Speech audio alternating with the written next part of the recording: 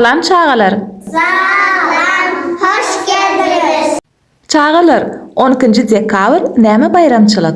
Halkara Bitaplyk güni. Goşga öwrendiňizmi? Kim goşga aýdyp berjek? Ben yalaylayda sen bitaplyk mesde, her gün ayda sen bitaplyk mesde.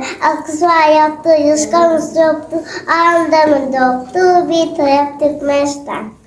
Gül vatanın bahar güllere sebi taraflık ferahatlıkında bahtiyar günlere seviyoruz ve bir taraflık ferahatlıkında arkada olan ette böyle üstünün taraflarına tutulayan toylara tutama oluyor bir taraflık ferahatlıkında. Hası böyle haklı kadimatı bir tarafı bakı gülsenimin has mitti son gitten söte godan goy bir tarafı bakı gülsenimin bakı sayamadan sen gudağda.